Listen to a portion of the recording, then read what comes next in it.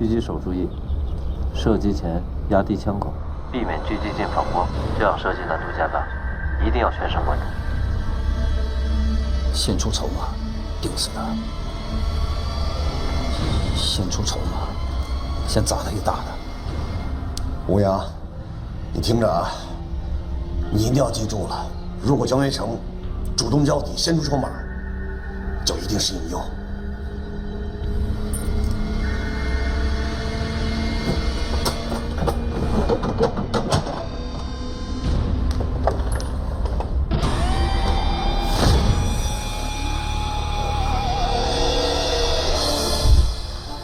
把手放下吧，我不在乎你带没带枪，遥控器在我手里。怎么样？我很配合。说实话，有些事儿我想跟你面谈，但是我又不知道该怎么表达。所以啊，我提前帮你把问题解决了。那我就开诚布公一点，人质的安全对于我来说高于一切。对我来说，人质很值钱，直接谈吧。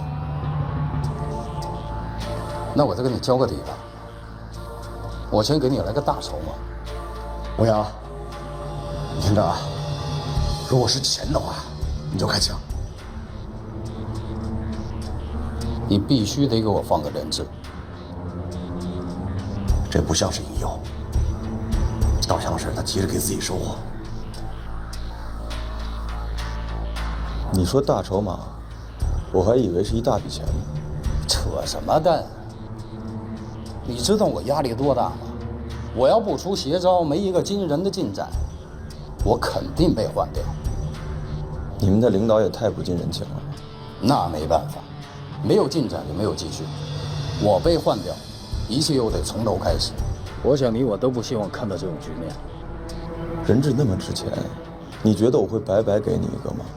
我知道，但是你必须给我一个人质。我看上去有那么好说话吗？这对你没坏处。我需要时间考虑。不要太久，你应该看出来我很焦虑。见面也不容易，我先告诉你我的条件吧，2000万一架直升机。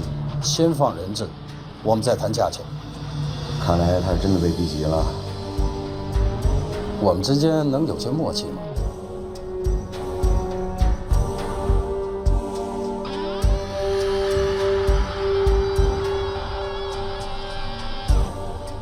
我尽快给你答复。行了，这见不得人的话都说完了，接下来让我们看看人质。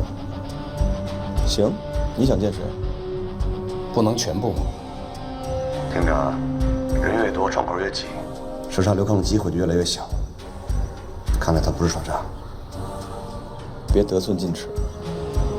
好，那就张路了。刘刚，带张路到窗口。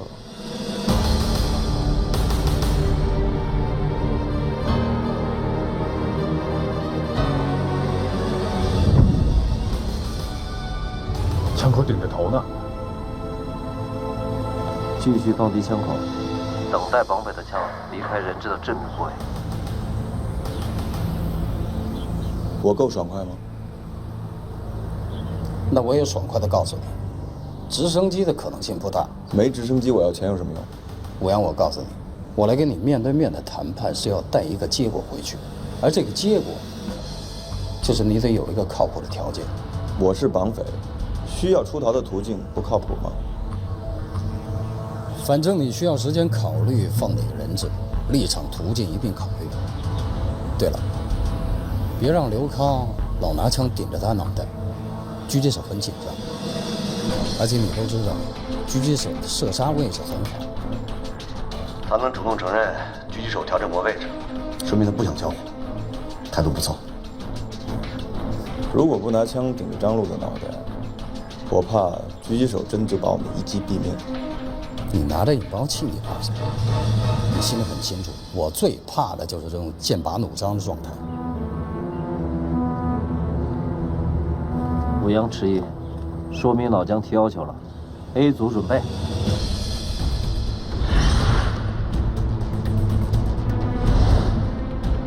好，我就帮你舒缓一下压力。刘康，把枪从张璐的脑袋上挪开。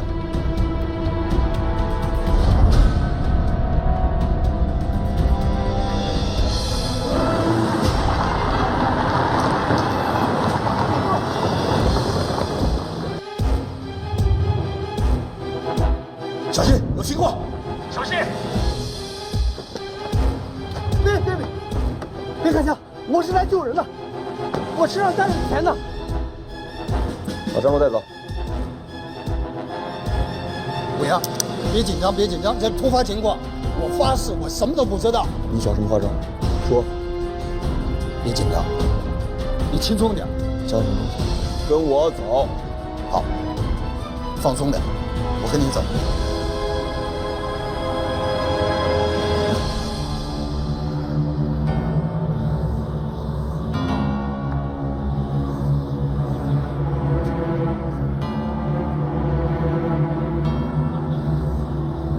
关门！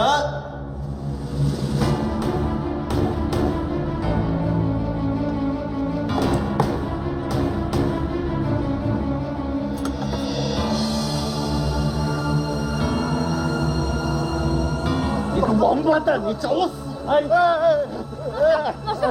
他妈，我也得尽快让你给毁了。教主，他人大代表不能打。老师，我他妈管你是谁！闭嘴！对不起，对不起，我不知道是这样的结果，我也是来救孩子的。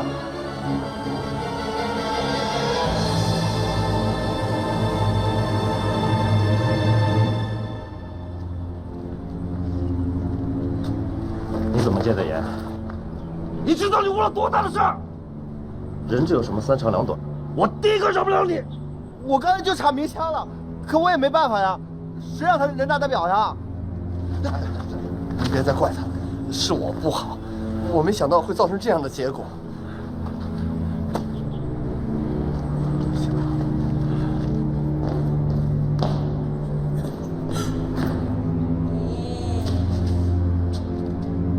不知道露露什么时候回来。别担心，我想去看看。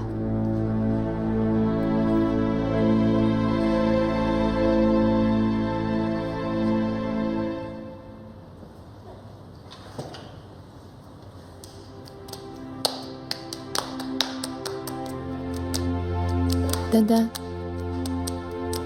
去玩啊，和大家一起玩啊，去吧，你看大家玩得多高兴。去呀，去呀，你去找洋洋和他一块玩。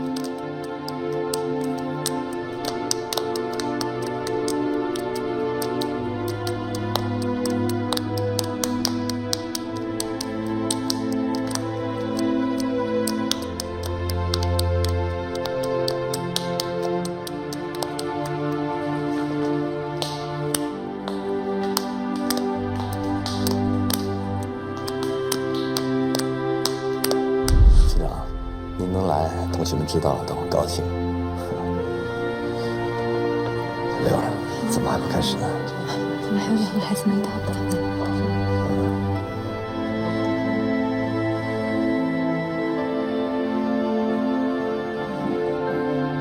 请大家再等一下，再等一下，我们准备好。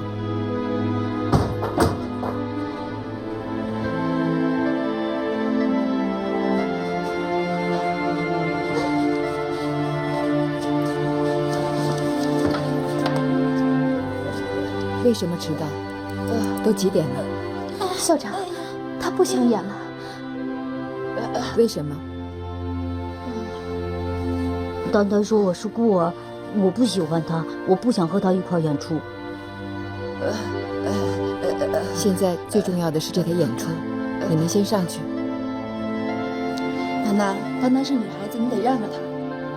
你还能听得到铃声，以后出去演出，你还得带着大家上场。好不好？楠楠最乖，走。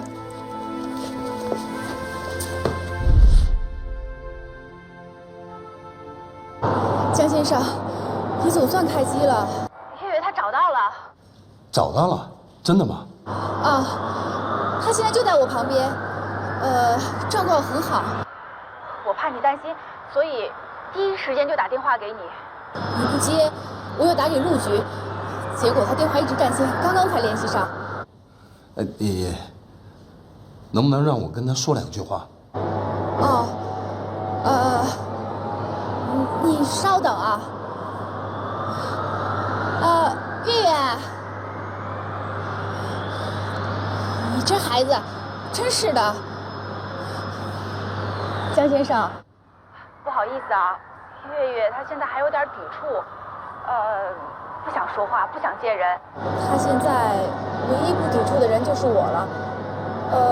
我刚才让她跟陆局说句话，直接就是个滚字，所以我刚刚跟陆局商量了，我们现在就都顺着她，我陪着她就好了。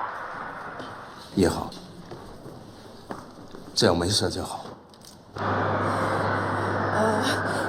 你放心吧，我保证从现在开始，处处都不离开她。谢谢你，林丹。应该的，放心吧。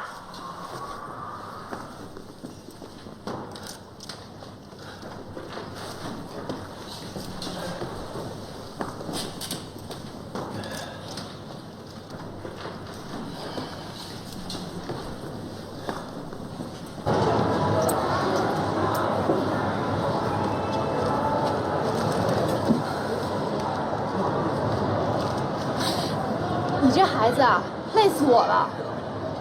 我刚刚才接了你爸的电话。你这孩子怎么那么让人操心呢？都摆平了，你满意了？我就是不想看到警察，不想看见我爸。我都不知道我为什么那么帮你。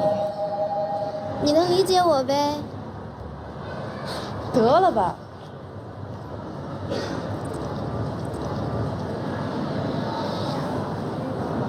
我是怕你把点滴瓶子砸碎了割脉。切！准备好了吗？准备好了。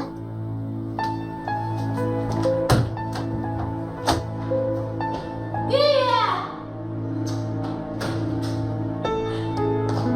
好了，月月不见了。他不会突然间逃跑了吧？他肯定没有跑远，追！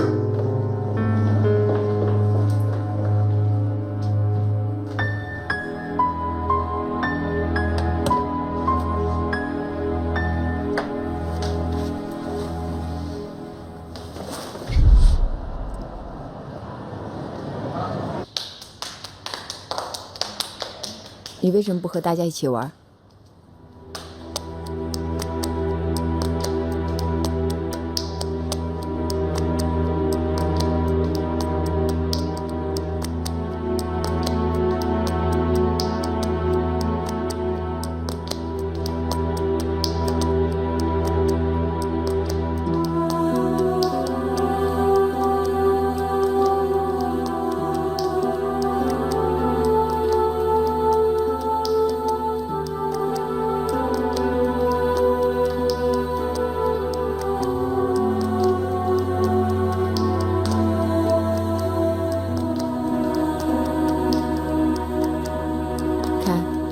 孩子们玩得多高兴，你也高兴一点。孩子们肯定恨死我了。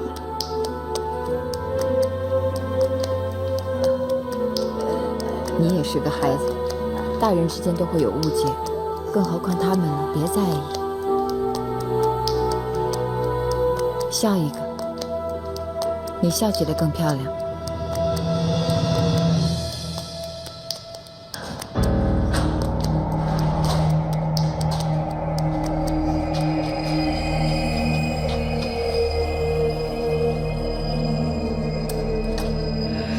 把你闲的是不是？瞎比划什么呢？啊，是不是憋什么坏主意呢？我告诉你们，下回再让我逮着我，挨个揍，啪啪啪啪揍！混蛋！什么意思啊？骂我是不是？求求你，再打我们！我们没有惹你，你为什么要这样呢？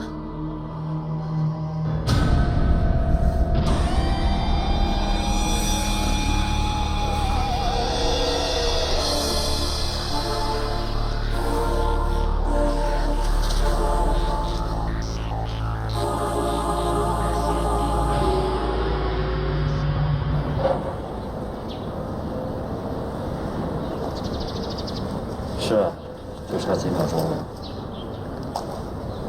功亏一篑。你觉得我们能赢吗？我现在真的好累，杀了宋志国的心都有。我刚才有一瞬间，真的好像看见那帮孩子们都出来了。我们也说对了。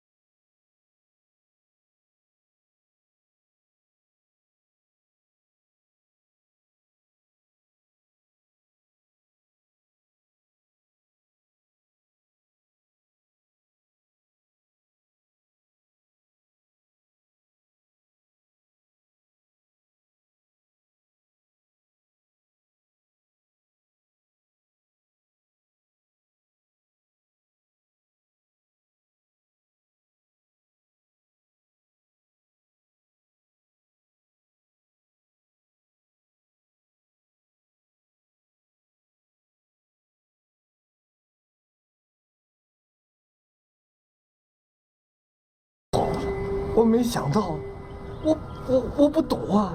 你说这好好的，怎么发生这么大的事情啊？我是救人心切，完全没想到会有这样的后果。这些孩子们都是我的学生，你说他们要出点什么事儿，我不就成了千古罪人了吗？你知道吗？我的孩子刚生下来的时候，他就是聋哑人，可后来不幸他夭折了。我这么些年来，我没有别的什么心愿，我办学校，我照顾这些聋哑人，那是因为我想我自己的孩子，我一直以来就把他们当成我自己的亲骨肉一样养。你说他们出点什么事儿，这不是割我的心头肉吗？对了，钱我都带来了，您看要用多少？我这都有。哎，陆局长，我给您跪下。你来，你不能这样啊！现在孩子们还没有救出来，我们大家都需要振作起来。我一听到发生这事儿，我就去银行里把我能动的现金都取出来了，300多万。你要觉得不够，我可以想办法，我再去讨还，我再凑。我们是警察，不是说你拿多少钱拿多少钱的问题啊！我们现在是想办法，不能让孩子们出事。谢谢，陆局，我这还有一个小小的要求，你看。跟你说，只要我能办到的。陆局，我想就让我留在这里行吗？我想离孩子近点，这样我的心里能舒服点。让他留下吧，但是有一点啊，你必须听从我们的指挥啊，不能乱动，不能乱来。你放心，陆局，我保证一动不动，不给你们添麻烦。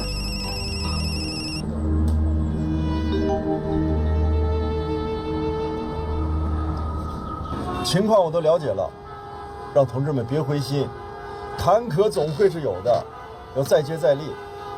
我正堵的路上，你们政局也困在机场。不管怎么说，我们当中总有一个人尽快赶到现场。是，那样，我马上协调交通队，就是隔也给您隔出一条车道来。好，一定要注意安全，我们再不能出错了。是，我一定安排好，您放心吧。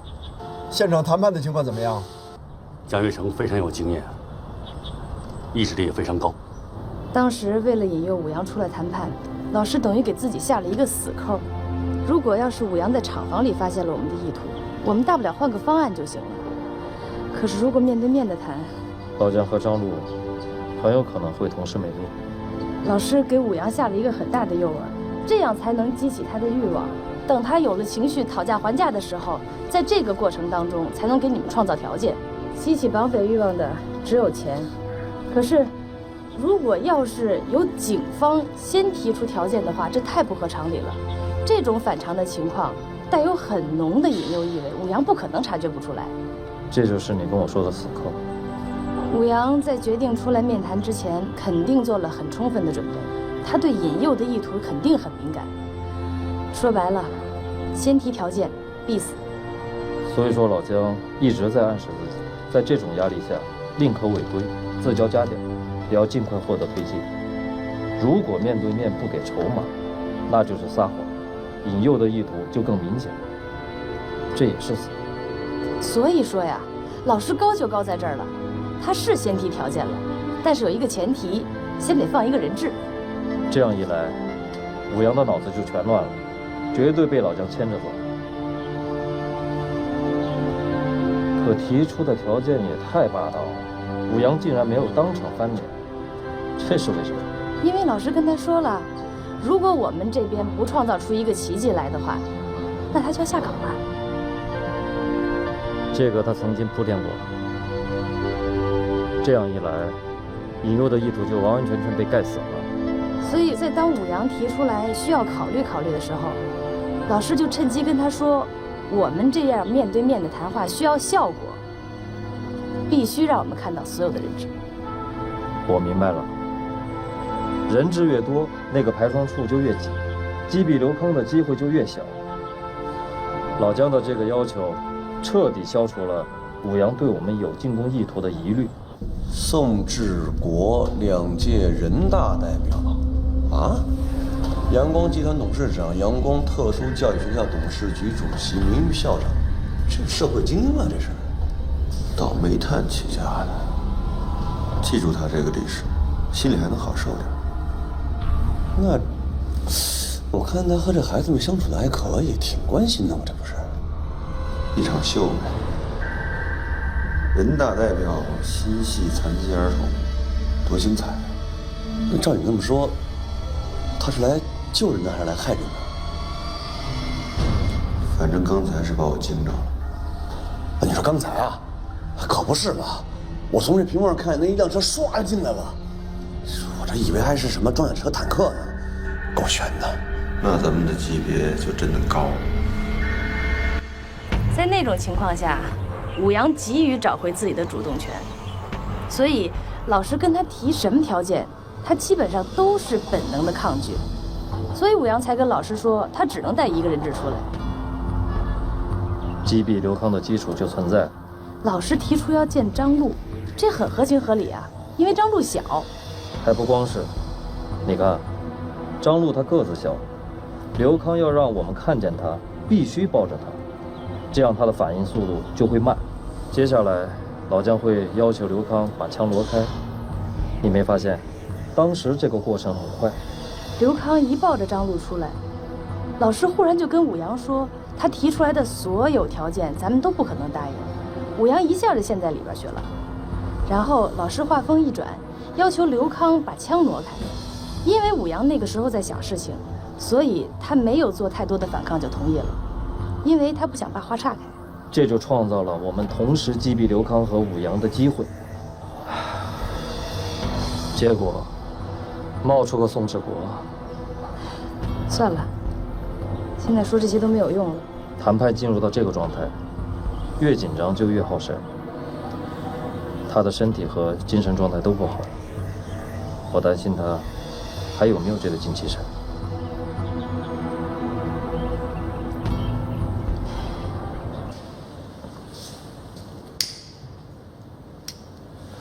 不容易啊。对了，你有孩子吗？有，跟他妈过呢，挺好，省心。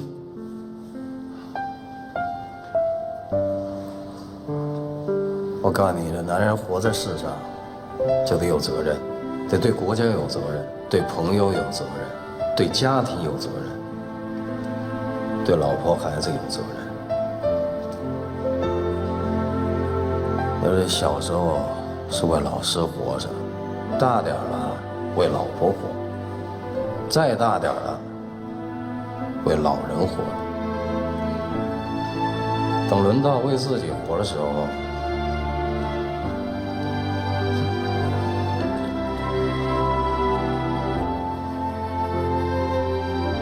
别再偷了。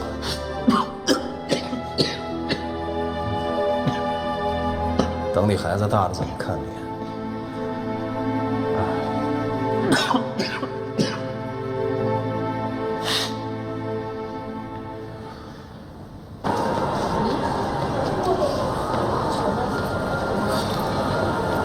还琢磨呢？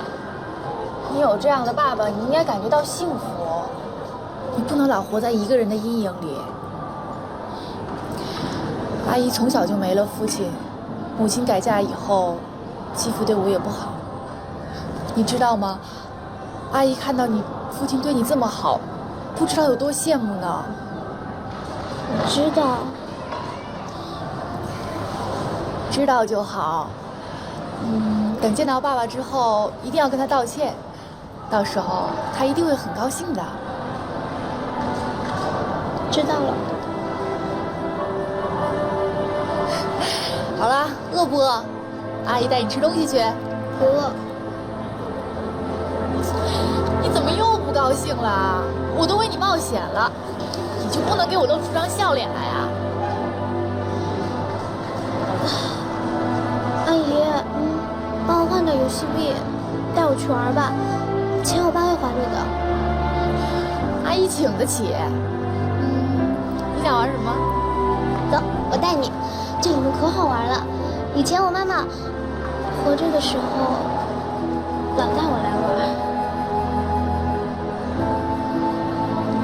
走，阿姨带你去玩。走，走，走喽。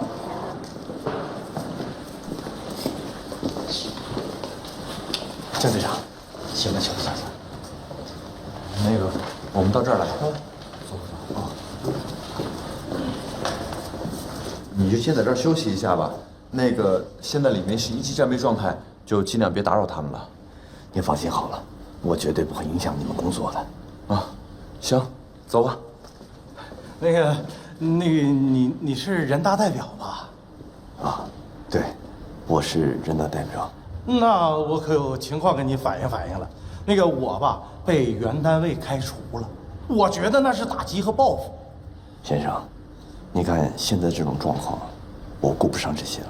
哎，你是人大代表啊，人大代表就是反映群众的意见的。这事儿吧，我必须得跟你说清楚。我吧，原来是这个厂的保卫科长，后来遭到了这个厂的开除。哎，你知道为啥不？就是因为我是保卫科长。我告诉你，我跟武阳见面，那就是我的大结局，后面我没想过。你冷静一点，该往下想了。让我想想，这横出这么大的事儿，有绑匪会想什么？他们首先要想的就是这个宋志国到底是个什么路数。当时武阳下的不轻，不过他应该能分析出来这是一场意外。我让武阳叫刘康放下枪，其实是个瞬间转移注意力的险招。可当时的情境下，武阳紧张，我也得表现得紧张，所以他来不及细想。但这事你不能让他回去细琢磨呀。没错，这个弯确实拐得有点愣。当时的目的就是为了创造瞬间击毙的机会，所以说这个弯拐得越愣，对方就越来不及思索，回去一琢磨，肯定会起疑心的。武阳要弄明白了，我们的目的是为了杀他，他不疯了，他肯定要拿人质报复。不必，你赶紧给他打一电话，趁他来不及细想。那他现在要是已经想了怎么办？不会的，他现在他的注意力在那个宋志国的吉普车上，你赶紧给他打电话，你就说出了这么大乱子，我正在挨领导骂。我打？你不打我打。爸，我不在的时候您要多注意身体，少抽烟，少喝酒，替我照顾好妈妈。放心吧，你当这个警察呀，我就不同意。现在要进修什么谈判专业？你知道谈判专家意味着什么？它意味着你要跟罪犯面对面，还要跟这个危险近在咫尺。我喜欢有挑战性的事。你知道我当初为什么辞职下海，不再干警察？那是因为你妈生了你。我不怕丢失生命，我最害怕的是我的家人为我担心，为我痛苦。爸，我真的很喜欢这个工作。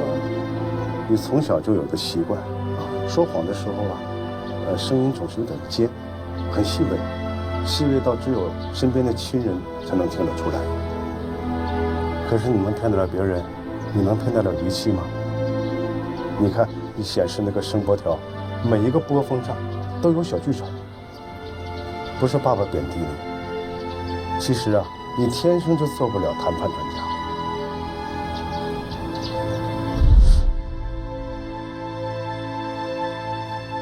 这还捐款呢，慈善家呀，这还是。行了，别太往前。跟江源成那些混蛋条件比起来，宋志国算个屁。你说这江源成，这招也够邪的啊！当时你在场，你好好想想，他有没有什么异样？但我觉得，他应该是真的被逼急了。他当时确实挺着急的，没说两句就让我叫刘康把枪放了。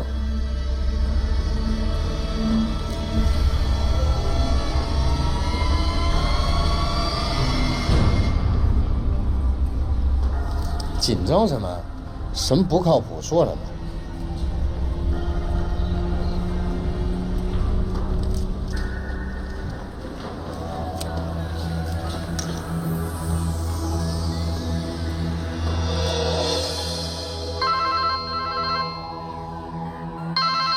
我说什么来着？急了吧？江源成，我是谈判员付斌，咱们通过话，你还记得吧？怎么是你呢？我想跟你澄清一下，刚才那个绝对是一场意外，你们千万不要误会，我们也很恼火。你们恼火？既然谈判中断了，我们就吃饭吧。我们，人质，包括你们，现在都没吃东西呢。我想知道，霸王条款你们都提出来了，你们恼火个屁！你们不会以为我蠢到当时就答应吧？当然不是，只是这个意外很让人后怕，人质一旦受到惊吓，后果不堪设想。更有可能是打断了你们别的计划。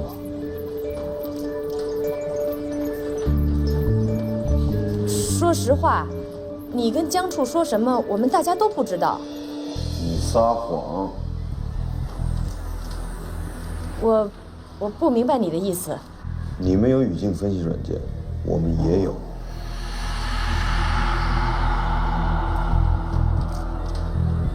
好，我是在撒谎。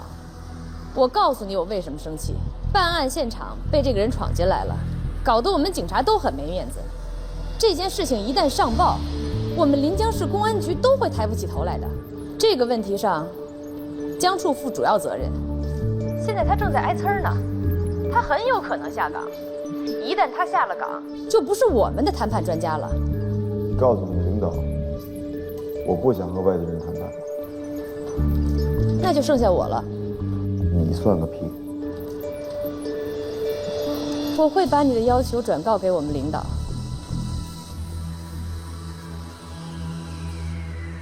那些盒饭，你们不会给我放迷药吧？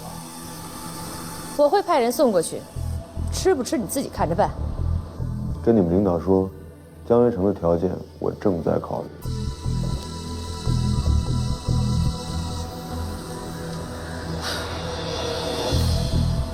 行啊，出事了，大谎盖了小谎，盖得还声情并茂的。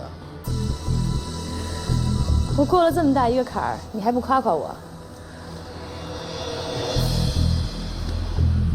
你可真能忽悠啊！咱哪有什么虚惊分析软件呀？我的意思是，你早就应该准备。哎，你说他们不会在饭里真的做什么文章吧？一会儿饭来了，你和王丹丹去拿。怎么又是我去？那刘康不也没事？熟门熟路的，用不着我再教一遍。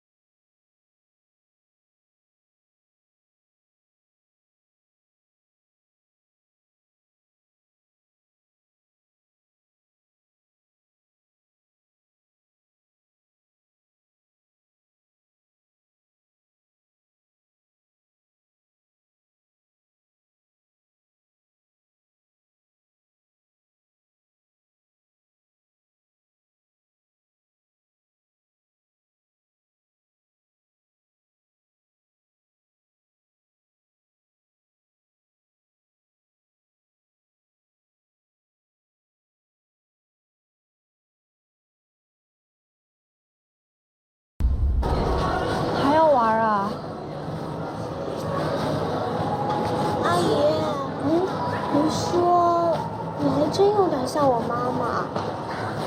我们玩这个吧，这个不晕。不行不行，阿姨真的不敢玩这个，阿姨恐高。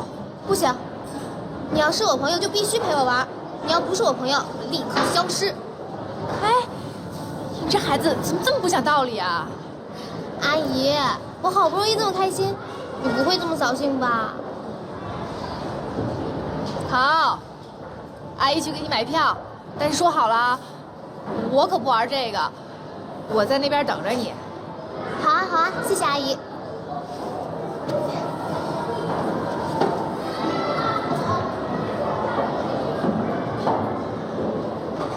等着我啊。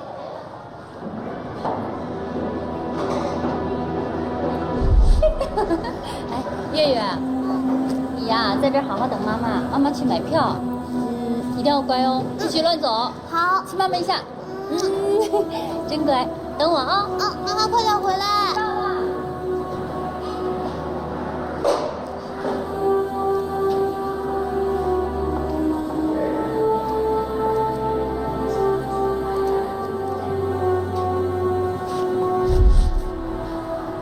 走吧。怎么了？没事。走啦。应该妈妈在这等我。知道了，小心点儿。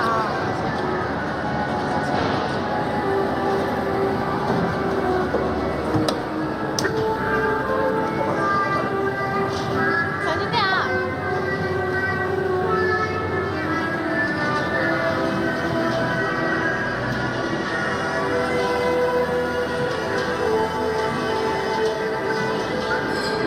武阳的一律彻底跳出，就会急着和你谈判。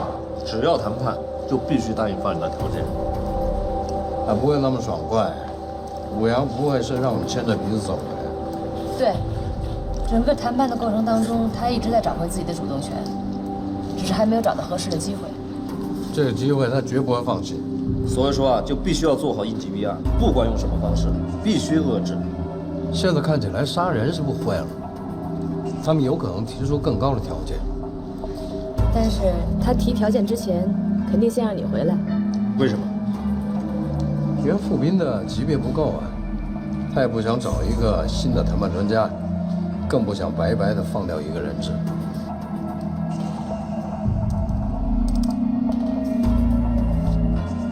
是啊，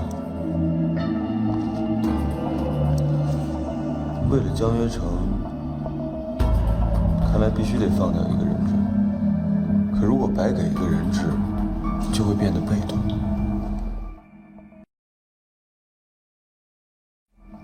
老姜，我想再打他一个伏击，只要展开拉锯战，我们就有机会。交易一旦开始，武阳会更加小心的。你们看，谈判的时候啊，武阳不会站在人质中间，因为他怕人质听见引起恐慌。他的站位相对是静态的。上次和武阳面谈的时候，我发现他带着耳麦，这说明他和黎威之间肯定是有交流的。那么谈判时，即便黎威看着人质，他的注意力也会不集中，他的站位也是相对静态的。剩下一个刘康，只要谈判，他肯定会站在这个观察口盯着我们，所以我认为我们应该再打他一个伏击。我觉得你说话自相矛盾。你不给人质，就能变得主动吗？是啊，可如果不放，江约成会被换掉。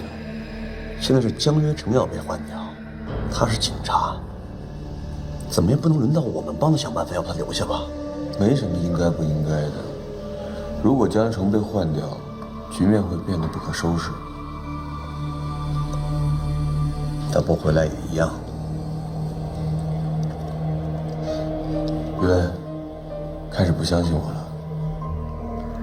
我没有不相信你，我是觉得事情发展现在是停滞不前，原地打转，对我不利。该做个推进了，做个大推进。咱们再想想，还有什么其他的不确定因素？现在唯一的不确定的因素就是人质的站位，他们的静态动态是无法控制的。人质失控过，所以这次武阳一定把他们集中看管，所以人质的流动不会发生意外。所以说，我认为咱们再打他一个伏击，只要展开拉锯战，我们的胜算就比以前多得多。好，趁武阳在思考交易内容，打他一个措手不及，准备吧。好。等等。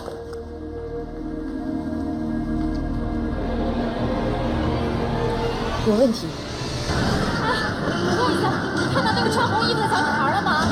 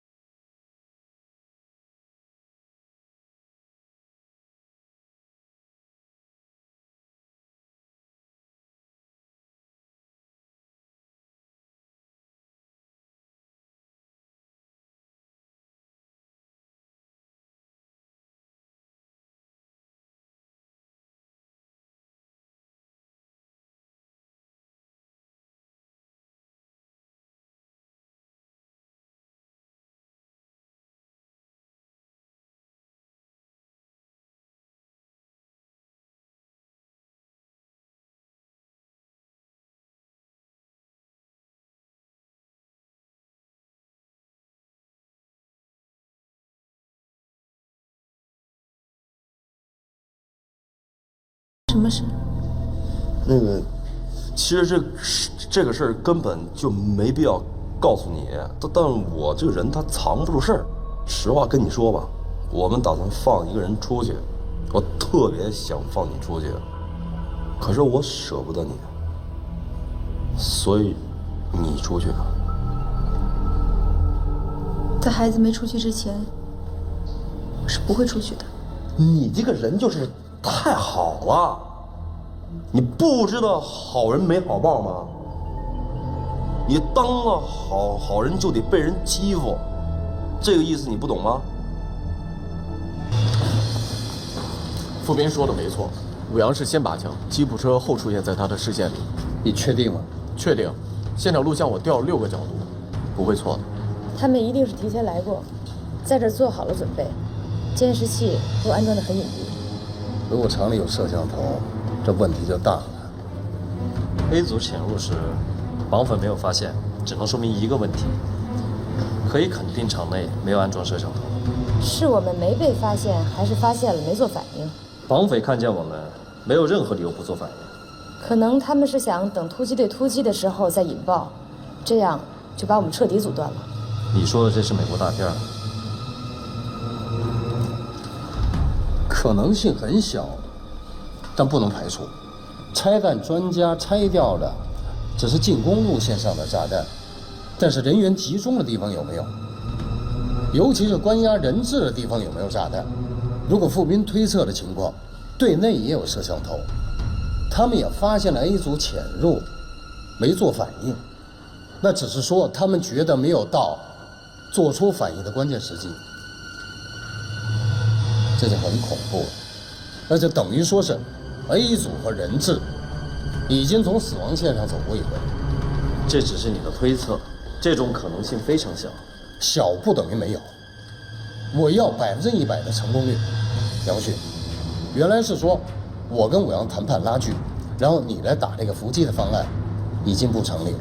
咱们不能因为一个很小的可能性放弃整个计划。如果地道有监视器，那么 A 组兄弟们的命就会成为武阳反制我们的筹码。没办法，在各种可能性没有排除之前，战略必须改变，所以现在只能以谈判为主。老姜，就算摄像头只对外不对内，这个进攻方案也不成立。如果要是让 A 组撤出的话，不就意味着武阳已经知道我们知道它里边有监视系统了吗？已经推进到了具体谈判阶段，警方做战略调整很正常。除非阻断他们的监视器，否则进攻真的很冒险。要这样的话，绑匪就会立刻发现我们的意图，这样危险性就会更大。就这么定，杨旭。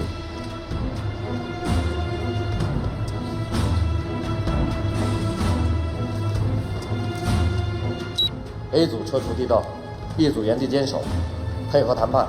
现在整个计划做了调整，以谈判为主。完毕。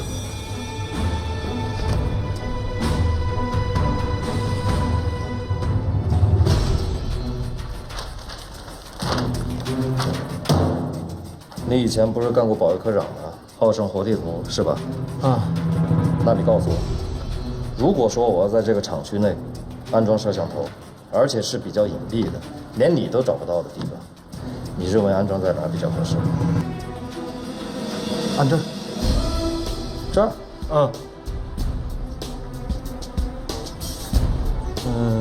这儿。这儿。差不多了，这就基本上都能看见了。确定？确定。如果说我现在要把摄像头安在里面，也是比较隐蔽的地方，你认为安装在哪比较合适？安里边？那里边除了机器就是猪，你看猪啊？退什么货？我看着你行吗？那你要是看着我的话，那就这儿，这儿，等会儿，哪儿？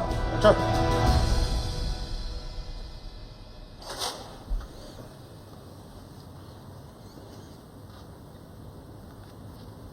想什么呢？吃饭。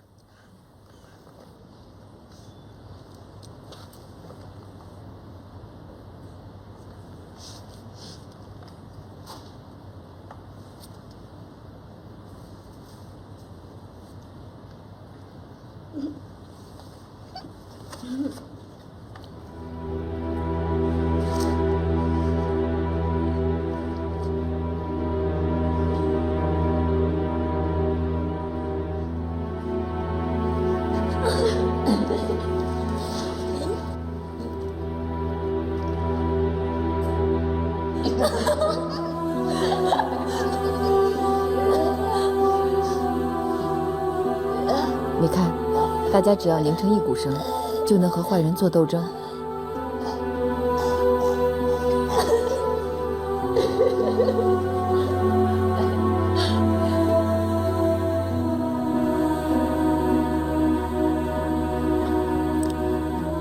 我错了。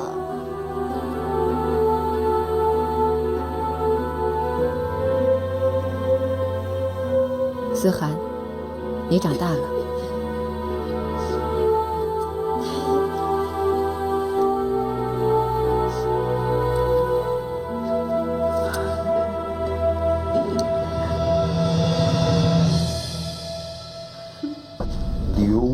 丽，刘丽。哎，我仿佛在哪儿见过你。你看你一看就是一知识女性，我呢又比较喜欢读书，故事会什么的。有一天，我人打我，突然哥们儿还手了，啪啪啪，武功全废，他们5个人全是重伤，哥们儿就是文武兼备，天才。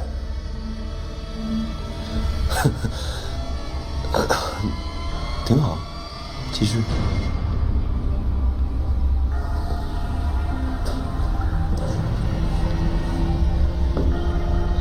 哎，你坐。我说哪儿了？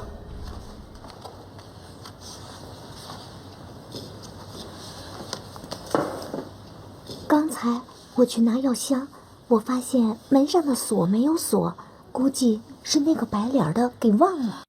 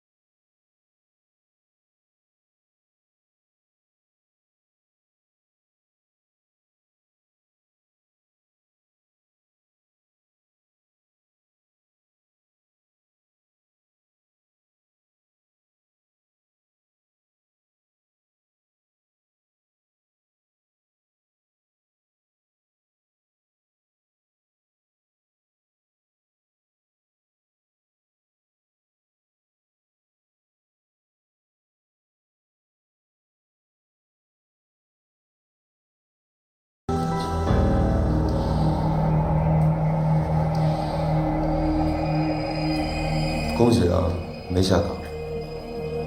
谢谢。我的同事没让你不舒服吧？你说傅斌啊，声音挺好听的，可是我还是喜欢跟你谈。记着老姜，如果你的领导再为难你，告诉我，我可以杀个人帮你。你不是放人要帮我吗？哼，没下岗就得意了，别太自信。武阳，我跟你说实话，要不是因为人质，我没时间跟你的瞎掰。要不是为了钱，我也懒得和你谈。告诉你吧，我想清楚了，这件事必须做个推进了，要不然没完没了的。答应你的事我会办，白给你一个人。说吧，想好先要谁没有？你怎么又把球踢给我了？主动权不是在你那儿吗？要还是不要？这就为难我了。张校长行吗？不行，他要是走了，孩子们就不听话了。那就刘丽吧。就知道你要他，唯一一个健全人。如果有了他，你就知道怎么对付我了。啊，你别多心，不是对付你，我得对付媒体，所以必须得有个大人出来。孩子不是更有说服力吗？我告诉你，我这后院火太大，各大媒体都在等着请示。有些话不能乱说，你小孩不听话，再一哭，这不彻底乱了吗？刘丽是个健全人，能听能说，对吧？有些话我们不愿意说的，他也好配合。好，我会很快让你见到刘丽。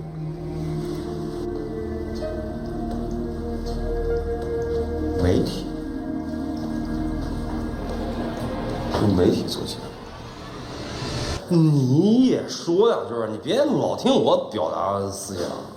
啊，你是不是瞧不起我呀？啊，刘芳啊！哎呦，干啥呢？我跟你说话了，说。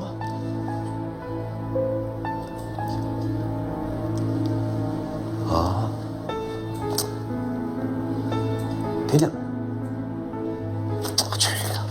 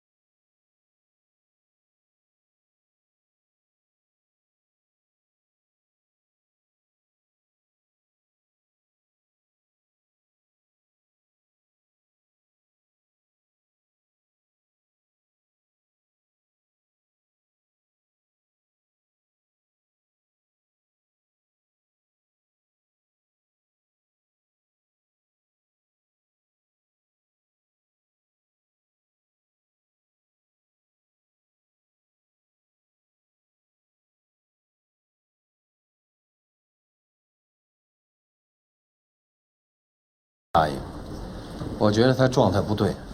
老蒋，这是声音分析报告，经过比对，武阳刚才有疯狂的心理。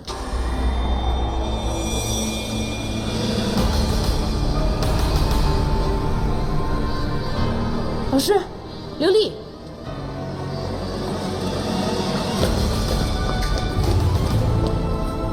江元成，你去死吧！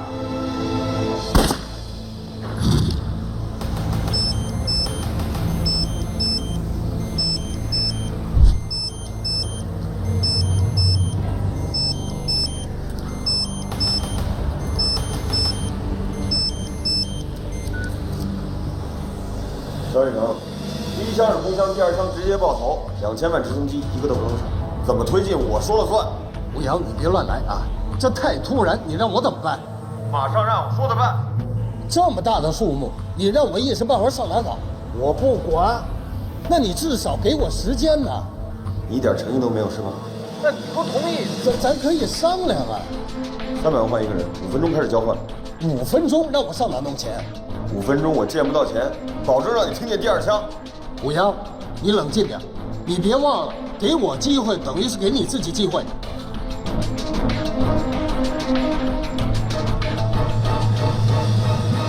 300万换一个人，对你对我不都是推进了一大步吗？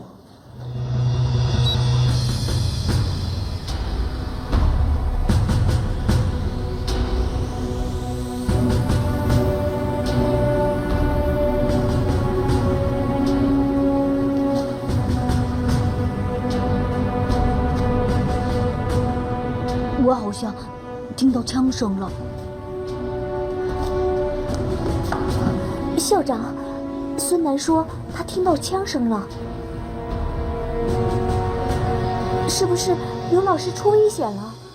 别怕，不会的，绝对不会。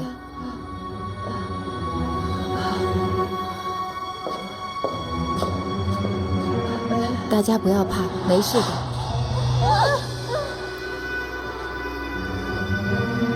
怎么回事？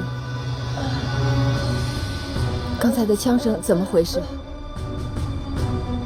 刚才那枪是空枪，刘老师没事儿，你放心吧。刘老师没事。要是再开枪，我就不知道了。你们为他祈祷吧。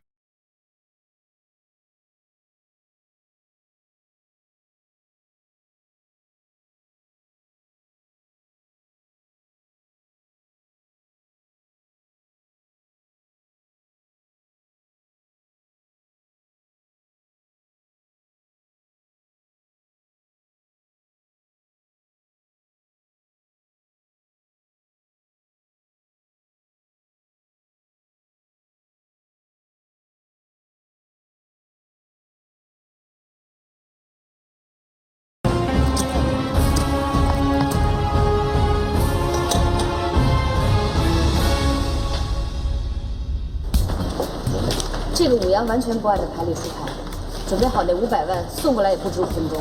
杨旭，我们不能坐以待毙，马上准备突发预案。徐坤，做语音分析。是。那我去了。刘伟，马上准备突发预案，我们要以最快的速度靠近人质。现在分成2个组，我负责正面，你负责后面。一定要搞清楚其他人质和绑匪的位置，位置必须准确。双向突击，容易发生误伤。记住了，人质必须保证安全。杨旭，小心点。江队，陆局电话。江队长，让他出去。别去，江队长，我就一句话，江队长。哎，陆局。怎么样？钱还在路上，但肯定不止5分钟。你再跟他商量。钱在路上，要多久？来不及了，来不及了。那看来我们只能选择武力营救了。知道了，保证人质安全。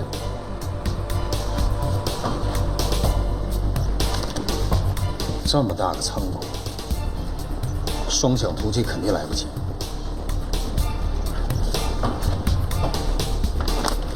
已经分析结果出来了，吴阳很疯狂，真的会杀人。梁旭，进攻准备情况如何？危险比较大，只能尽量配合保证人质安全。那你一定要确定每一个人质的位置。好。哎，我有钱，就在我车上，我后备箱里就有钱。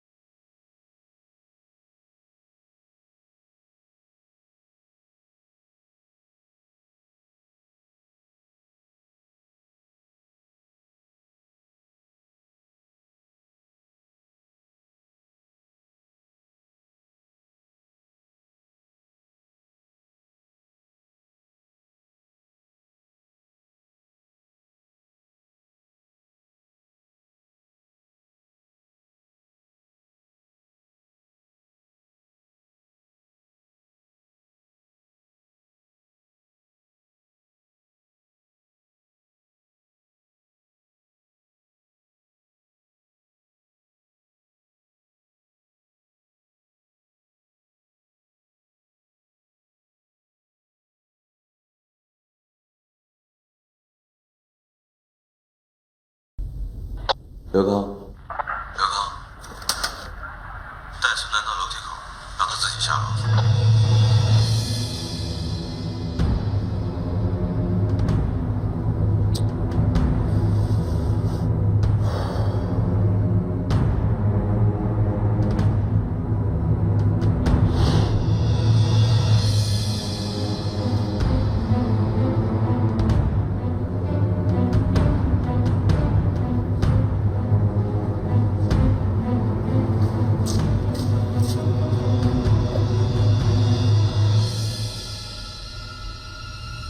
我们和警察聊了，决定放你人质出去。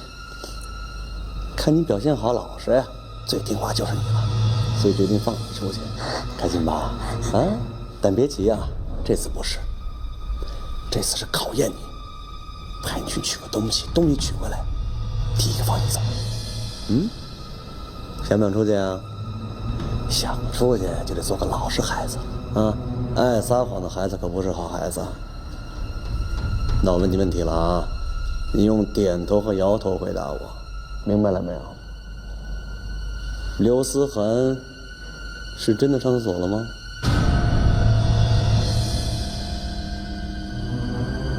放他妈什么屁呀你！啊？说瞎话是吧？跟我是不是说瞎话？想不想出去？想不想？我看你是不想出去了，是吧？啊？这么好机会你就放弃了是吧？你别害怕，你看这儿也没别人。你跟我说实话，我给你保证，我不和别人说，好不好？但你要不说实话，待会儿杀的人质就是你，没准我亲自杀了。说，刘思涵去哪儿了？是不是上厕所去了？说呀！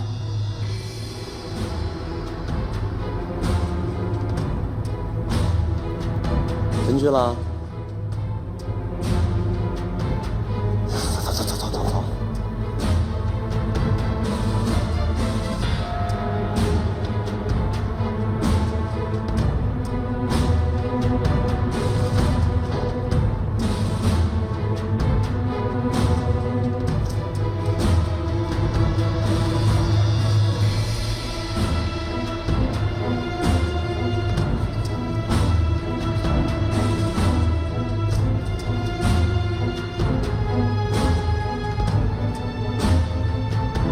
当时我哥让我拿枪顶你要杀你这件事情，我这根本就不同意的。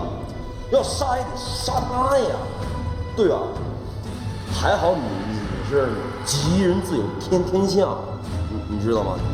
看什么看呀？没看过人搞对象，讨厌我，我就。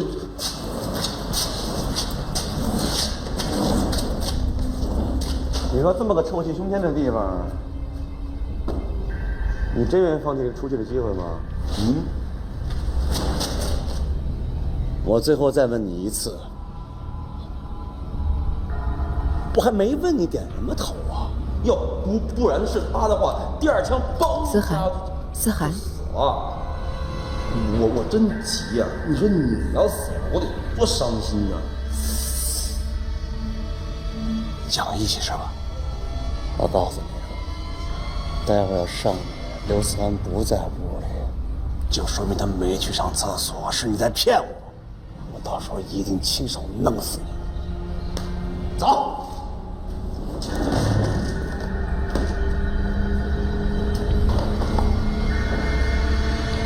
你说你要死了，我得多伤心！我不。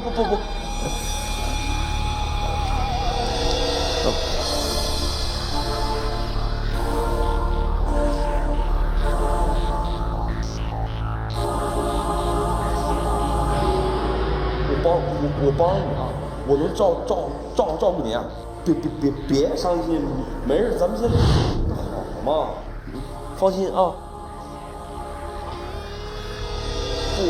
不哭了啊，有我呢，没事。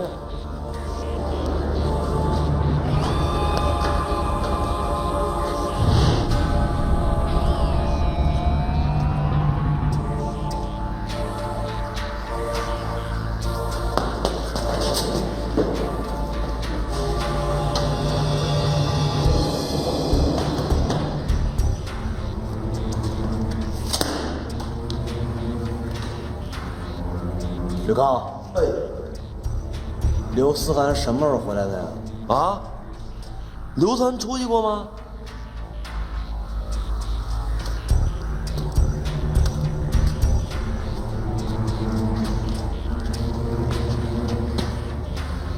哎，我刚才一直在想啊，如果这第二枪要是响了，会怎么样？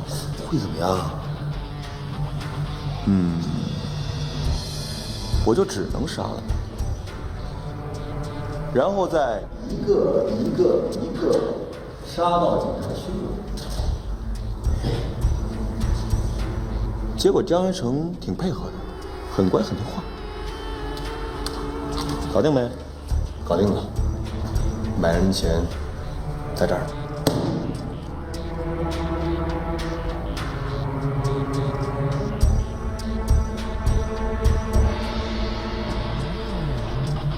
陆大安正和营口交通队做方案，他们会尽快想办法接我。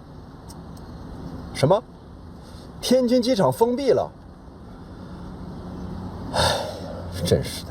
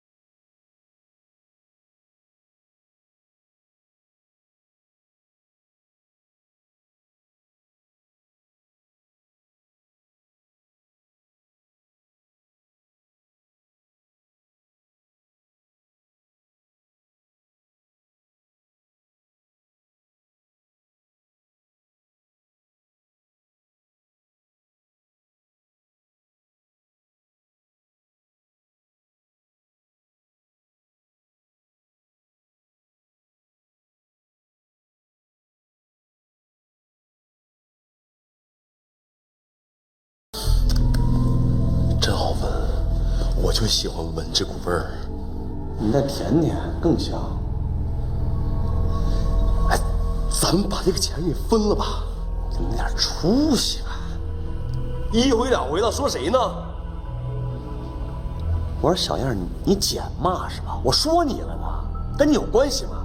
什么关系不关系的？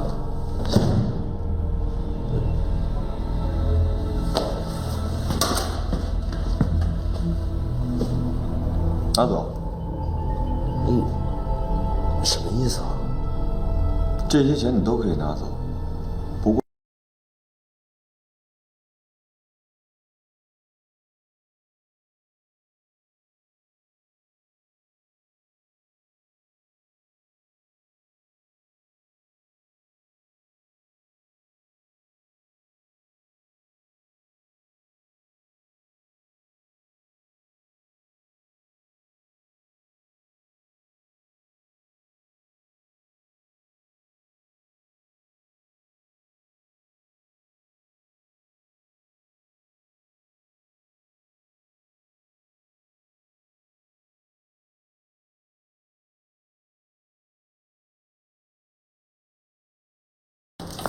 来，大家手里活停一下。这是我们新来的手语专家，怎么称呼您来着？文件乱七八糟堆着，用的时候肯定多花时间来找。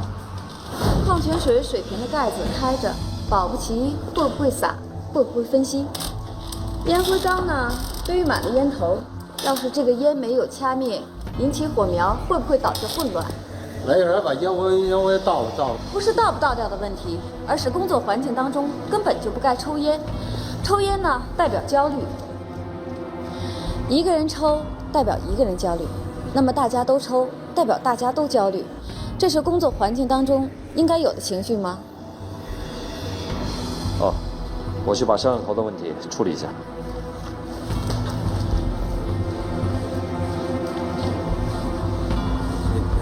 专家，白雪娇，叫我白小姐就好。白小姐，工作环境呢，直接影响工作状态。我呢，只不过是说出一些现象而已。不好意思啊，白小姐，刚才忘了给你分配位置了。那边有一个沙发，是这个屋子唯一的一座沙发，您就坐那儿吧。人舒服了，这心也就顺了。对不起，我有自己的岗位。